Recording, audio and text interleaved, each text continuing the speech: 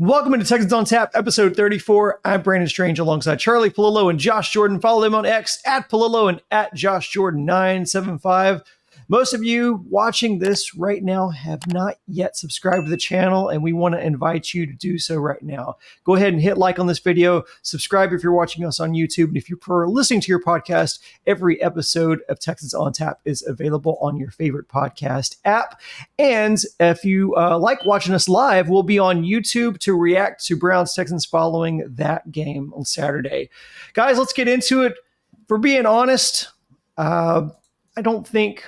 I think most people would not have predicted that the Texans would be in the playoffs right now, much less when the division hosts the first round of the wild card weekend. Although you probably could have predicted that if they did, they'd get a Saturday afternoon time slot. But hey, beggars can't be choosers. And as you'd say, Charlie, Texans fans have been for hunger as of late. And now we all get a big, tasty entree of Browns-Texans on Saturdays. Another easy prediction would have been that the Texans with a rookie head coach and rookie quarterback would be underdogs. But C.J. Stroud has not played like a rookie in his first NFL campaign.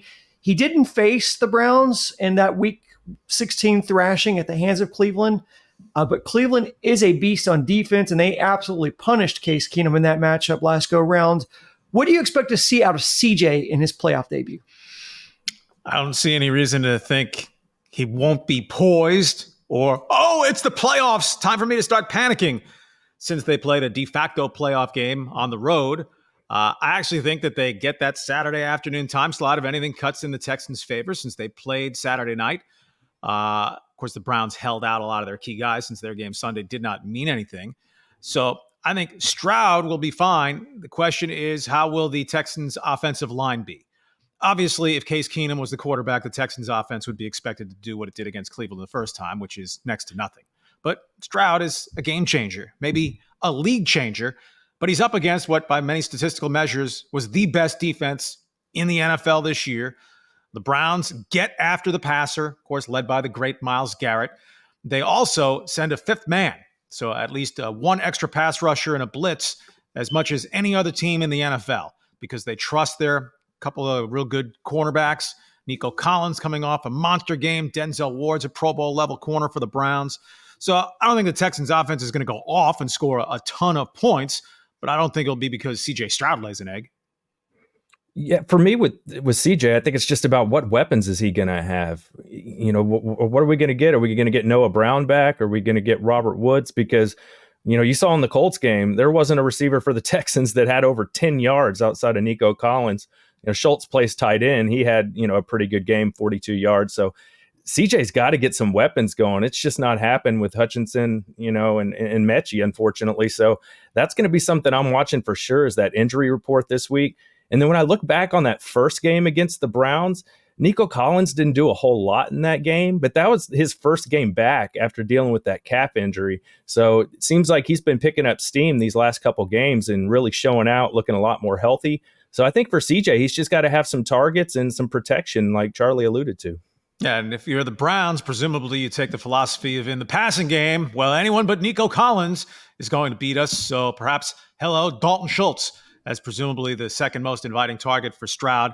It sounds, at least as of midweek, that Woods is a pretty good bet to return, but he's strictly a possession guy.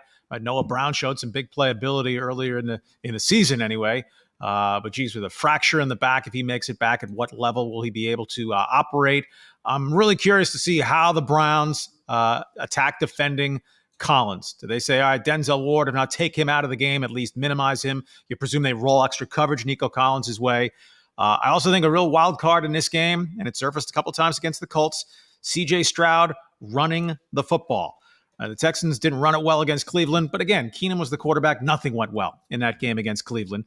I don't think Singletary gashes them for 100 yards, but as a compliment, if you have them spread out and Stroud can avoid that pass rush and you can get by a five-man pass rush, there should be some open field. Not that you're putting in option plays or RPOs. That's not the Texans' offense. But I mean, Stroud tactically taking off when under the pass rush could be a real weapon element for the Texans in this game. Devin Singletary was held to just 44 yards in Week 16. Last week versus the Colts, only 63 yards. Josh, will we finally see some throws to the running back? Man, I hope so, but it's just so inconsistent how they do that. Some weeks they choose to do it, some weeks they don't. It's just, what is Slowick going to do? It's really hard to predict. It makes a lot of sense. And, when looking at the matchup here, total yards against, Browns are first. Passing yards against, Browns are first. So you're going to take all the easy yardage you can get. If you can get that check down and pick up a first down with Singletary, pick up some yards with his legs, I think that's all going to be important. I'll be interested to see if Dameon Pierce does anything in this game. He had 0 carries against the Colts. I wonder if he's going to be a factor at all in this matchup. And Singletary, you mentioned the 44 yards. It was only on 9 carries. So that's almost 5 yards per pop, but those statistics were meaningless because the game was such a wipeout. It took out the running game as an element the first time. The defensive line has been solid for the Texans for most of the season, especially when it comes to the run. We know Will Anderson Jr. is still suffering the effects of that gimpy ankle. How do you like their chances of containing Joe Flacco and Amari Cooper? Although Amari Cooper, is gimpy himself, how do you like their chances of being able to contain that pass game this time around? Well, I'd say better than the first time around, but that would be the definition of damning with faint praise. It's not how I mean it. Will Anderson didn't play the first game. John Grenard played 3 snaps the first game. Flacco is an incredible story. The quarterback contrast as a storyline of this game is amazing, right? C.J. Stroud, the Ohio State kid, and historically a phenomenal rookie season, and now he's up against the Browns in the playoffs. Then you have Flacco, drawn out off the street, out of mothballs. He turns 39 years old next week, and he's just been spectacular as the Browns' 4th different starting quarterback this season. And, of course, his opus was in destroying the Texans. You mentioned Amari Cooper, 265 yards, but he hasn't played since. A bruised heel. Will he have that same level of explosiveness? Flacco likes to do it. Teams against the Texans have done it through the course of the year, taking the shots deep, right? Cooper, a 75-yard touchdown catch in the first game, 53-yard catch, 52-yard catch, whatever it was, inside the 5, the first possession of that first game. So like the Browns defending Nico Collins, if you're the Texans, you have to say, all right, Amari Cooper, you're not getting 165 yards, much less 265 yards. We want to see some other wide receiver make plays against us. Yeah, I think with Amari, maybe it slows him down a little bit, but I would expect him to play. He got that extra week of rest. He hasn't missed a full game since 2021 with the Cowboys. So he's a guy that's going to go out there and give it a shot. So, you got to count on him being out there and being a problem. The one thing I'll say, the Texans picked off Flacco twice in that game. He's thrown a pick in every single game he's played this year, 3 against the Bears, 2 against the Texans. So I do think maybe they can catch some footballs and get some good field position, pick off Flacco. And Charlie mentioned really no Will Anderson, no Grenard. Sheldon Rankins wasn't going in that game either. He didn't record a single stat. So 3 out of your 4 defensive linemen didn't play. So I think health is going to be a huge thing in stopping Flacco in this matchup. David Njoku, he's a guy to be aware of. You've seen the Texans struggle against tight ends all year. He had a touchdown, 44 yards, 6 catches in the first matchup. But their other receivers didn't really do hardly anything. It was kind of Amari Cooper's game against the Texans was kind of like Nico Collins' game against the Colts. It was just kind of a one-man show through the air. So that's going to be critical. They got to slow down those 2 guys, Njoku and Cooper. If there was a dark horse X factor out of this game, what would you look for? Is it something like special teams that could kind of tilt or shift the pendulum one way or the other? Always an X factor, and Cameron Johnson's been spectacular all season in turning the field in the Texans' direction. In the kicking game, Kami Fairbairn's coming off that missed extra point that could have made him a GOAT, but they escaped. Well, if we set that to the side, Fairbairn's been automatic. The Browns lost their kicker against the Texans, right? Dameon Pierce, the kickoff return for a touchdown. Dustin Hopkins blew out a hamstring. He's not back.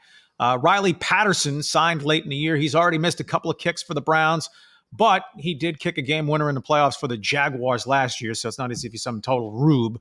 But I would give the advantage to the Texans in the kicking and punting game.